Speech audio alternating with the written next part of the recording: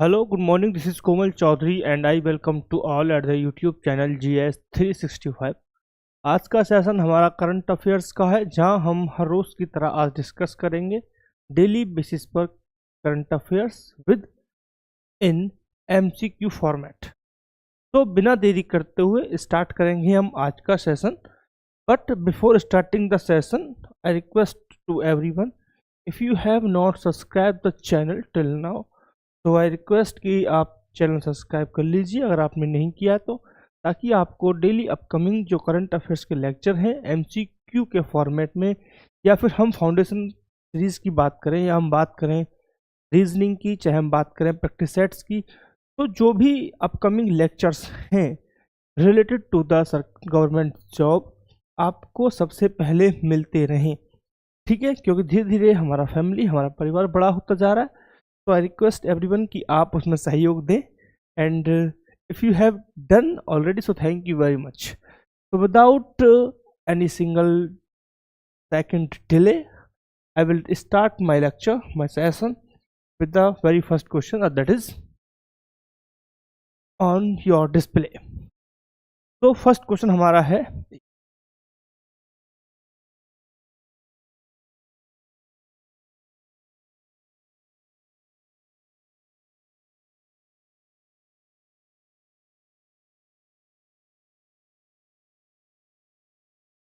तो first question हमारा आपके स्क्रीन पर है, वो ये रहा कि नेशनल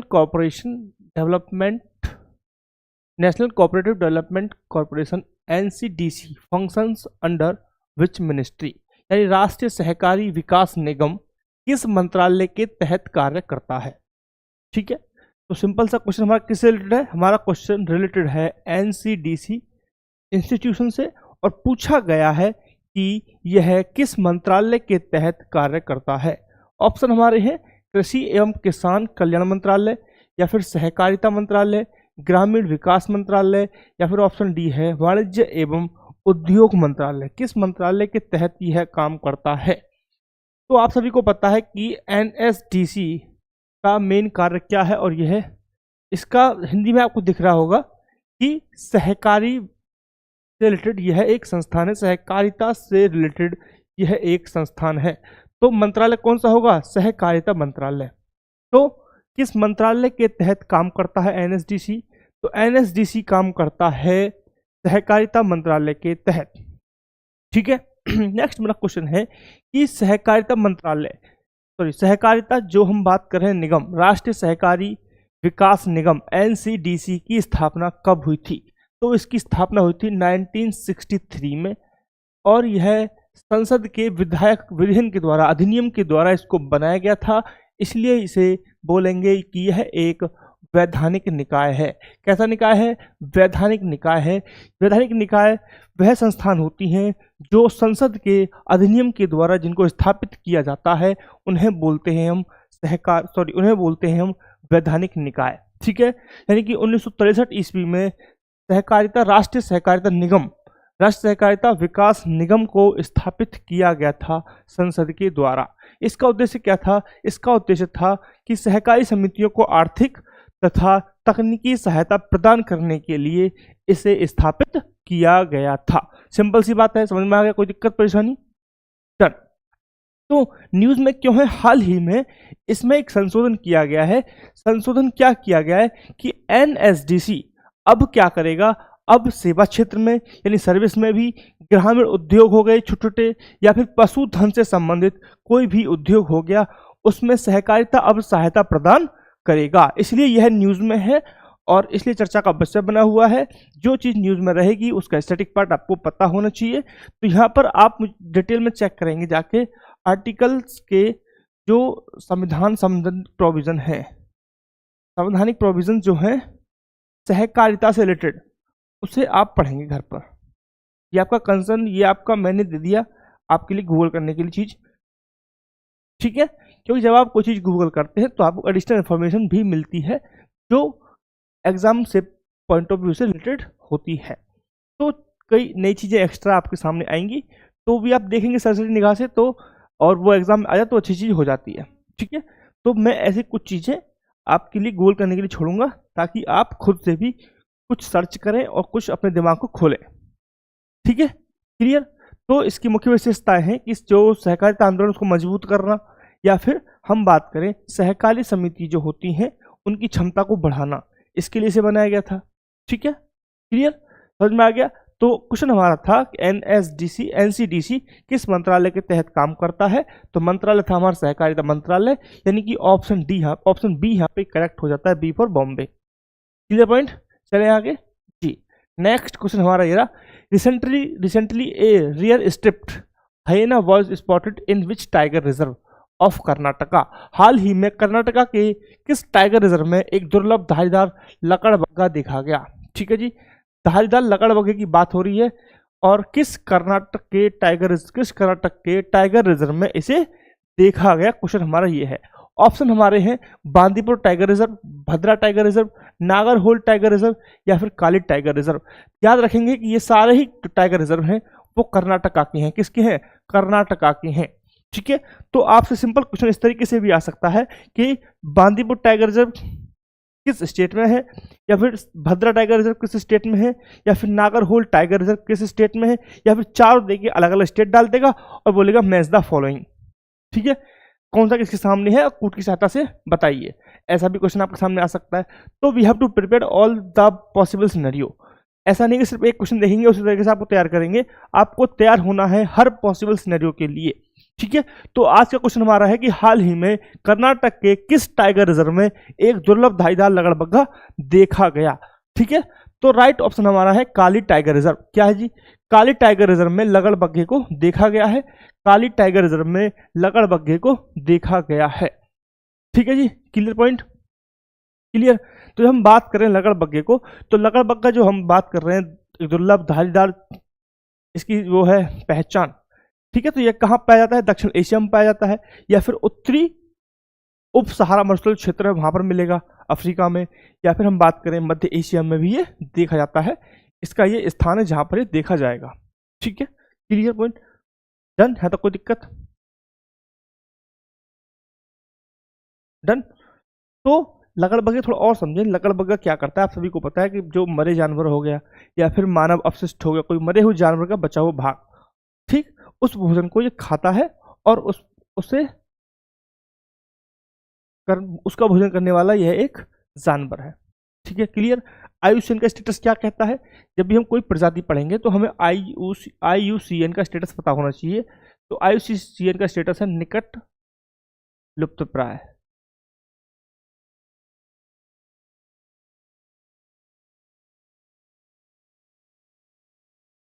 क्या है भाई? निकट लुप्तप्राय, निकट संकटग्रस्त, सॉरी है ना, निकट संकटग्रस्त, लीस्ट कंसर्न, संकटग्रस्त, संकटग्रस्त। मैं देता हूँ संकटग्रस्त, दिख रहा है, दिख रहा है ना। तो लीस्ट कंसर्न, ठीक है जी, लीस्ट संकटग्रस्त, क्लियर है। तो राइट ऑप्शन हमारा है काली टाइगर रिजर्व, कर्नाटका में पड़ता है, और यह चारों कर्नाटक के ही टाइगर रिजर्व्स हैं। आगे बढ़ेंगे। नेक्स्ट हमारा है कि which month is designated as the chronic obstructive pulmonary disease, COPD, यानी किस महीने को क्रॉनिक ऑब्स्ट्रक्टिव पल्मोनरी डिजीज के जागरूकता माह के रूप में नामित किया गया है। यानी COPD के जागरूक के लिए किस माह को नियुक्त किया गया है? ऑप्शन हमारे अक्टूबर, नवंबर, दिसंबर, या फिर जनवरी। राइट ऑप्शन क्या है बताइए? तो राइट ऑप्शन हमारा है नवंबर। किसे किया गया बेटा? नवंबर को हमने COPD के जागरूकता दिवस के, जागरूकता मंथ के रूप में क्या क्या सेलिब्रेट किया है, या फिर इसको क्या कर दिया है? डेजिग्नेटेड क्या होता है? नामित कर दिया है। ठीक है, क्लियर पॉइंट। तो जब हम बात कर रहे हैं COPD क्या होता है? COPD एक फेफड़ों से रिलेटेड बीमारी है जिसमें आपको सांस लेने में प्रॉब्लम होती है। WHO का डाटा है कि 2021 में इसके कारण COPD के कारण 35 लाख 2021 में 35 लाख लोगों की मृत्यु हुई है। 2021 में 35 लाख लोगों की मृत्यु हुई है अकॉर्डिंग टू WHO के डाटा के अनुसार।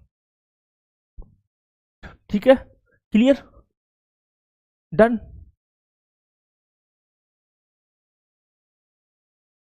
चले आगे, राइट ऑप्शन ये है, ये डाटा आपको ज्यादा रखना तो रख सकते हैं। नेक्स्ट हमारा क्या है कि the Vaishvik Bharatiya Vaigyanik Vaibhav fellowship is an initiative of which ministry, यानी कि वैश्विक भारतीय मनोवैज्ञानिक फेलोशिप किस मंत्रालय की एक पहल है। एक फेलोशिप पहल की यहाँ पे बात की जा रही है, वैभव, जो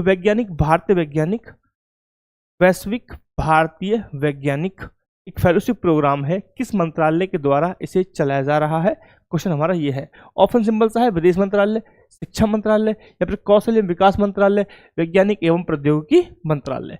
वैज्ञानिक किससे संबंधित होते हैं? वैज्ञानिक विज्ञान एवं प्रौद्योगिकी से संबंधित होते हैं। तो राइट ऑप्शन क्या है? राइट ऑप्शन हमारा है ऑप्शन नंबर डी। कौन सा जी? ऑप्शन नंबर डी यहाँ पे राइट है। विज्ञान एवं प्रौद्योगिकी मंत्रालय के तहत एक फेलोशिप कार्यक्रम चलाया जा रहा है जिसका नाम है वैभव। ठीक है, तो क्वेश्चन सिंपल सा आ सकता है कि वैभव पहल किस मंत्रालय के द्वारा स्टार्ट किया गया, इनिशिएट किया गया है। तो विज्ञान एवं प्रौद्योगिकी मंत्रालय के द्वारा इसे इनिशिएट किया गया। यहाँ पे याद रखेंगे, सिंपल वैभव भी आ सकता है, आपको फुल नेम ना दे करके वैभव से भी सिंपल क्वेश्चन पूछा जा सकता है। क्लियर पॉइंट है? क्लियर पॉइंट यहाँ तक। तो विज्ञान प्रौद्योगिकी एवं विज्ञान मंत्रालय की पहल है, इसके बारे में थोड़ा समझें। इसमें क्या है कि विदेशों में जो कार्य करने वाले वैज्ञानिक हैं, विदेशों में जो भारत मूल के वैज्ञानिक हैं जो काम करते हैं विदेशों में जाकर, लेकिन भारत मूल के हैं, ऐसे वैज्ञानिकों को भारत के संस्थानों के साथ या अनुसंधान कार्यों के साथ सहयोग के लिए प्रोत्साहन करना।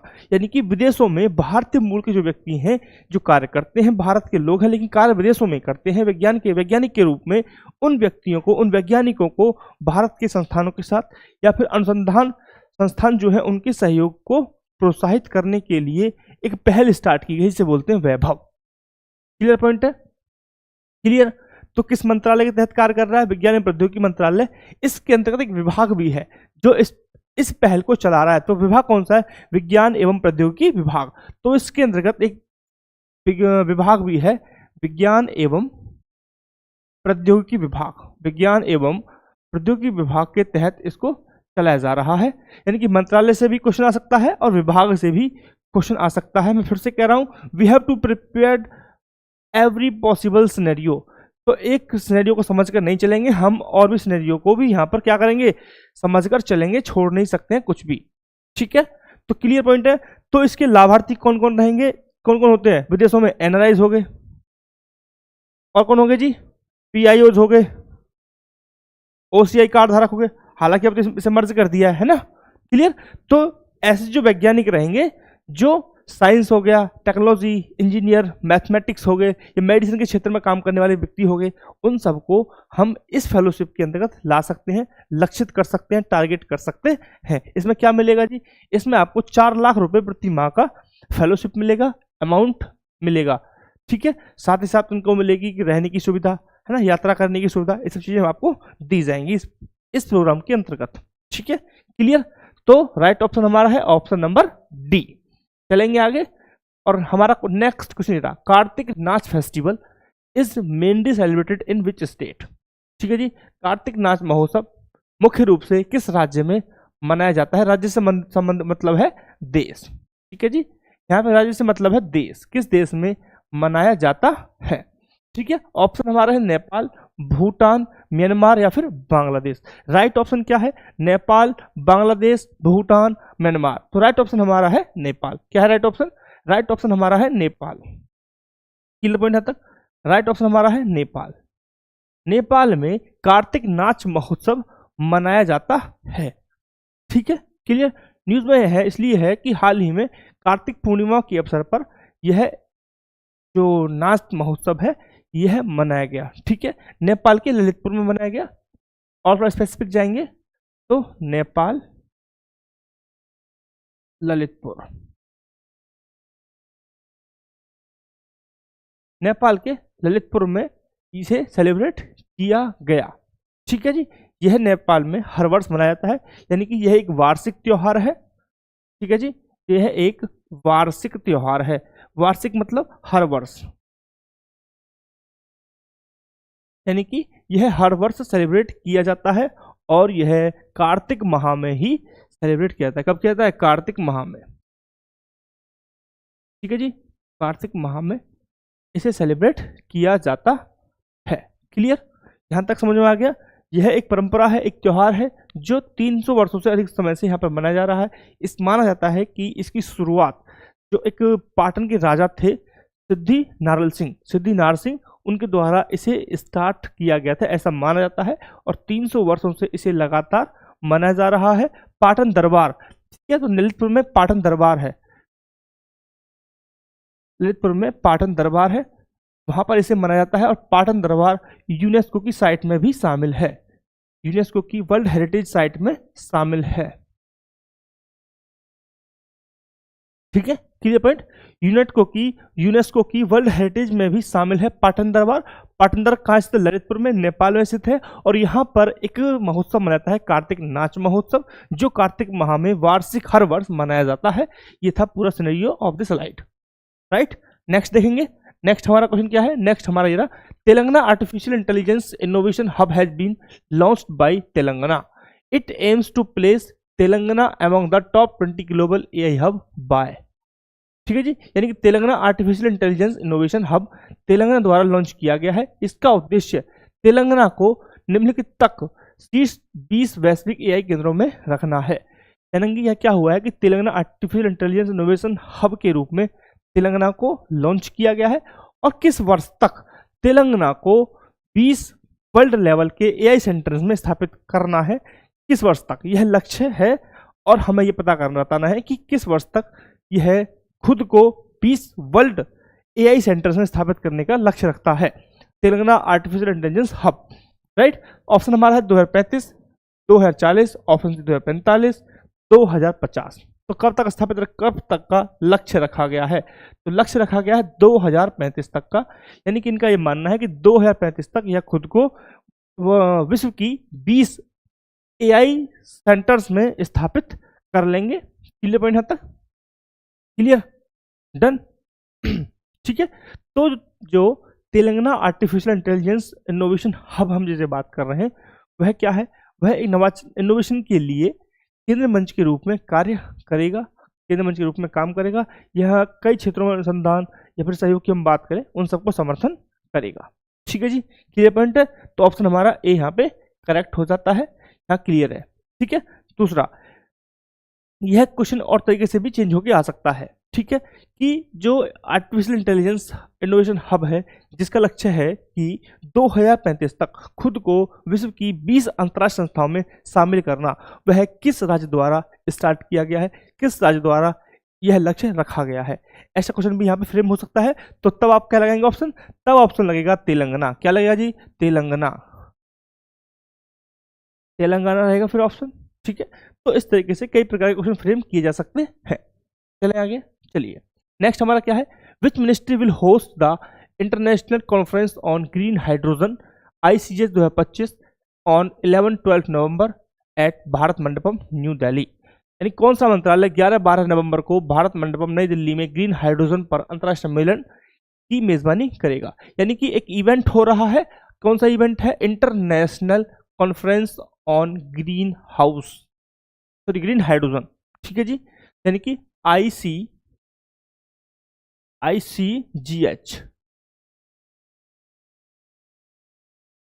तो क्या है? ICGH 2025 कहाँ पे हो रहा है? ये हो रहा है न्यू दिल्ली।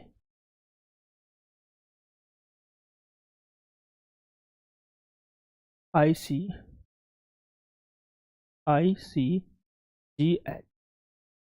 2025 में हो रहा है। कहाँ पे हो रहा है? न्यू दिल्ली। न्यू दिल्ली में कहाँ पे हो रहा है? भारत मंडपम। कहाँ पे हो रहा है?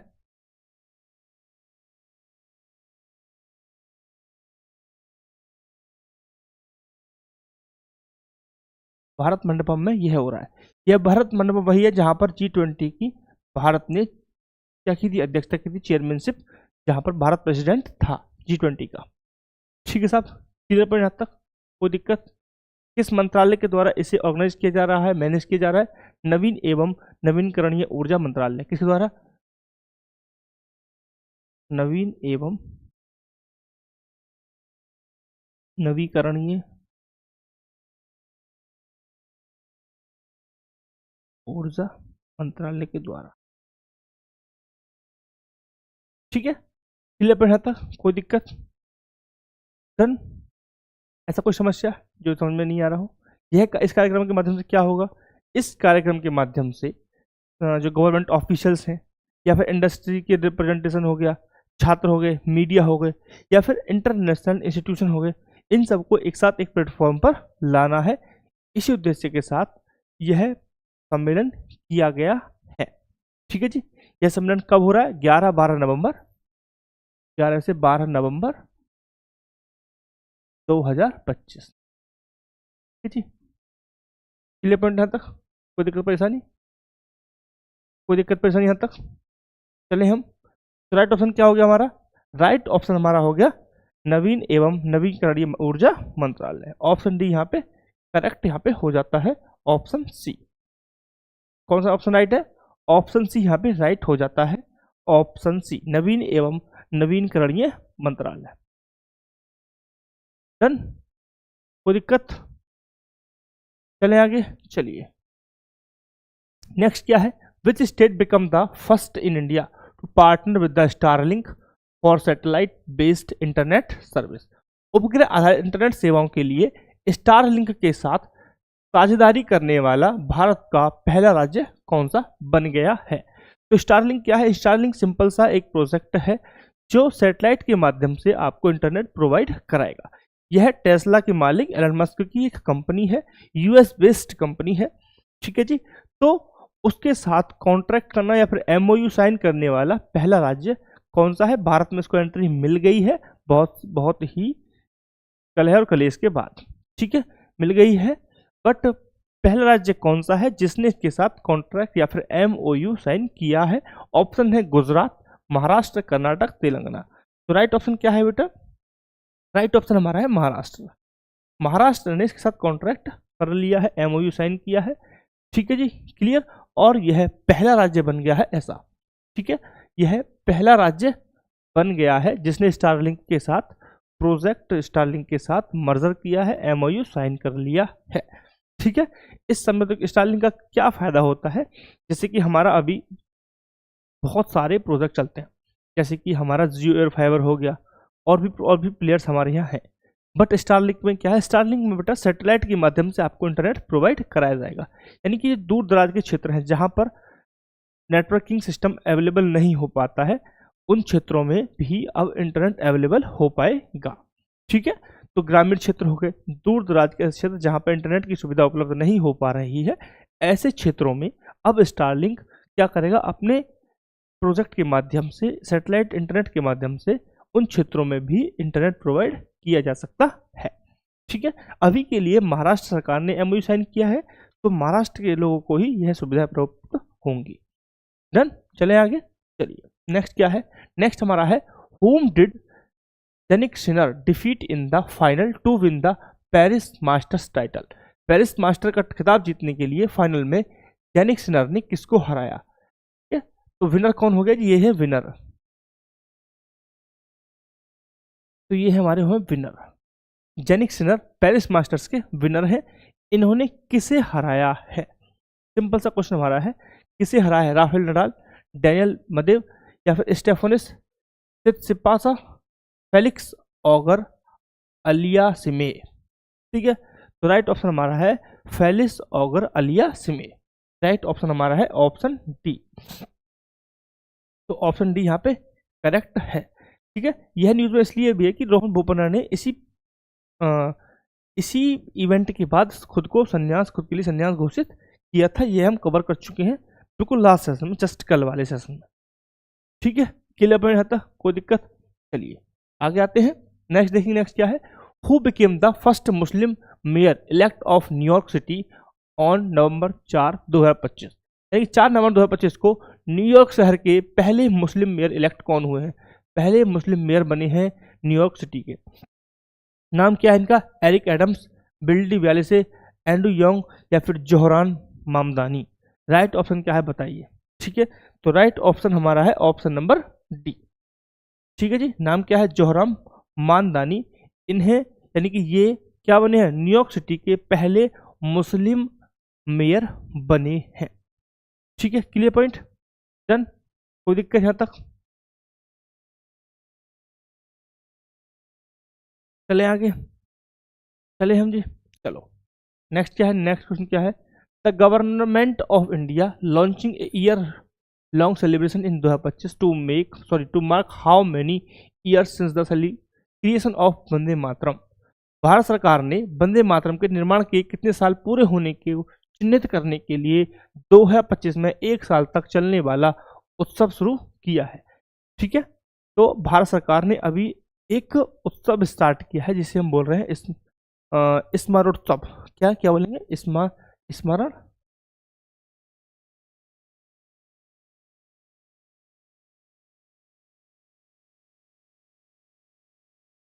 पढ़ लीजिए। स्मरणोत्सव स्टार्ट किया है वंदे मातरम के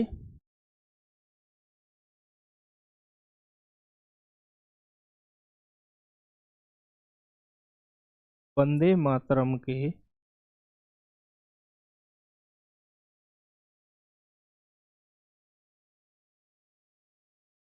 वंदे मातरम के कितने वर्ष पूरे होने, 150 वर्ष पूरे होने के बाद, वंदे मातरम के 150 वर्ष पूरे होने के उपलक्ष्य में स्मरणोत्सव क्या किया है, शुरू किया गया है, और यह एक साल तक चलने वाला कार्यक्रम है। यानी कि ऑप्शन सी हमारा करेक्ट है, 150 वर्ष पूरे होने के उपलक्ष्य में। ठीक है, तो यह जो इवेंट है, स्मरणोत्सव इवेंट किसके द्वारा स्टार्ट किया गया, संस्कृति मंत्रालय के द्वारा। किसके द्वारा स्टार्ट किया गया जी, संस्कृति मंत्रालय के द्वारा, संस्कृति मंत्रालय के द्वारा इसे स्टार्ट किया गया। यह इवेंट कहाँ पे हो रहा है, नई दिल्ली में हो रहा है। कहाँ पे हो रहा है इवेंट, इवेंट हुआ नई दिल्ली में, इंदिरा गांधी स्टेडियम में।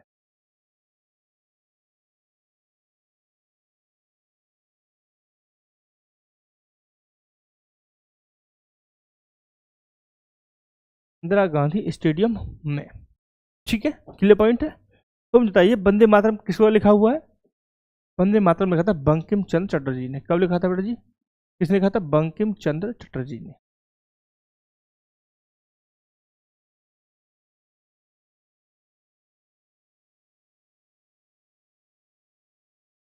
बंकिम चंद्र चटर्जी ने लिखा था, यह हमारे देश का राष्ट्रीय गीत है।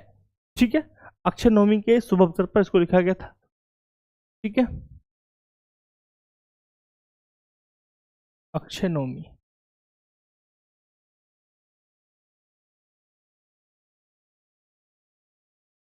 अवसर पर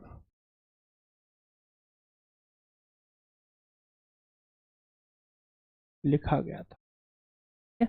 आज इसे 150 वर्ष हो गए हैं। इसी के उपलक्ष्य में प्रधानमंत्री जी के द्वारा एक स्मरणोत्सव का आह्वान किया गया, चलाया गया प्रोजेक्ट, सॉरी एक कार्यक्रम चलाया गया। ठीक है, और यह एक साल तक चलने वाला कार्यक्रम है। संस्कृति मंत्रालय द्वारा इसे मैनेज किया गया, ऑर्गेनाइज किया गया इस इवेंट को। एक इवेंट भी हुआ इसके लिए नई दिल्ली में, इंदिरा गांधी स्टेडियम में। ठीक है, तो वंदे मातरम बंकिम चंद्र चटर्जी के द्वारा लिखा गया था, अक्षय नवमी के अवसर पर लिखा गया था, और 1875 में इसको लिखा गया था। कब लिखा गया था बेटा, 1875 में इसे लिखा गया था, 1875 ईस्वी में इसे लिखा गया था। क्लियर पॉइंट है, चले आगे, चलिए नेक्स्ट क्या है, where was the third maritime information sharing workshop held. तीसरी समुद्री सूचना साझाकरण कार्यशाला कहाँ पर आयोजित की गई है। तो कहाँ पर की गई है, चेन्नई, चंडीगढ़, गुरुग्राम, हैदराबाद। कहाँ पे की गई बताओ, कहाँ पे की गई है। राइट ऑप्शन हमारा क्या है, राइट ऑप्शन है हमारा गुरुग्राम, यानी गुरुग्राम में यह इवेंट किया गया है। ऑप्शन सी यहाँ पे राइट हो जाता है, गुरुग्राम में यह कार्यक्रम किया गया। इस कार्यक्रम में क्या हुआ, इस कार्यक्रम में 30 से अधिक विभिन्न देशों के प्रतिनिधित्व शामिल हुए, और इसका जो क्षेत्र था वो था केंद्र हिंद महासागर क्षेत्र द्वारा आयोजन किया गया था, सूचना संकलन के लिए, सूचना इकट्ठा करने के लिए। ठीक है जी, क्लियर। अगर हम बात करें इस इवेंट के विषय को लेकर, तो इस इवेंट का सिंपल सा विषय था कि हिंद महासागर क्षेत्र में वास्तविक समय पर क्या हो, समय में कोऑर्डिनेशन हो, और साथ ही साथ जो इन्फॉर्मेशन है उसको साझा किया जाए, और इन दोनों चीज़ों को बढ़ावा देने के उद्देश्य से इस इवेंट को किया गया। ठीक है जी, डन। कोई दिक्कत परेशानी? चलिए नेक्स्ट क्या है, नेक्स्ट देखते हैं। नेक्स्ट हमारा है which Indian cricketer entered the top 10 ICC women ODI batters list of the first time. किस भारतीय क्रिकेटर ने पहली बार शीर्ष 10 आईसीसी महिला वनडे बल्लेबाजों की सूची में प्रवेश कर लिया है? ऑप्शन हमारा दीप्ति शर्मा, जेमिंग रोडिंस, स्मृति मंथाना या श्री चरणी। किस भारतीय क्रिकेटर ने ऐसा किया है, बताइए जी। ऑप्शन क्या है हमारे? ऑप्शन राइट ऑप्शन है ऑप्शन बी। ऑप्शन बी यहाँ पे ठीक है, करेक्ट होता है। जेमिमा रोड्रिक्स के द्वारा यह अचीवमेंट किया गया है। ठीक है ठीक। और दूसरा, दीप्ति शर्मा भी इस लिस्ट में शामिल होती हैं, दीप्ति शर्मा भी इस लिस्ट में है। ठीक है, तो मैंने ये नाम इसलिए लिखा है क्योंकि पहली बार इन्होंने अचीव किया, पहले कर चुकी है एक बार। ठीक है जी, क्लियर। डन। चलिए नेक्स्ट क्या, नेक्स्ट देखेंगे।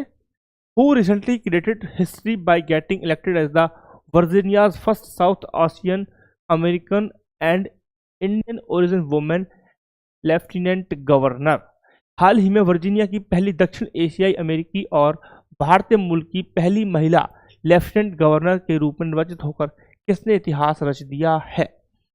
ठीक है जी, यानी कि सिंपल सा क्वेश्चन हमारा है कि वर्जीनिया की पहली दक्षिण एशिया अमेरिकी और भारतीय मूल की है वो लेफ्टिनेंट गवर्नर के रूप में निर्वाचित होकर इतिहास रच दिया है, तो वह कौन सी पर्सनैलिटी है, क्या उनका नाम है? सिंपल सा क्वेश्चन हमारा ये है। ऑप्शन हमारा है Winsome Earle Sears, John Reid, Ralph Northam या फिर गजाला हाशमी। तो राइट ऑप्शन हमारा है गजाला हाशमी। क्या है जी राइट ऑप्शन? राइट ऑप्शन हमारा है ऑप्शन नंबर डी, गजाला हाशमी ने इतिहास रचा है इस चीज को लेकर। क्लियर पॉइंट यहां तक?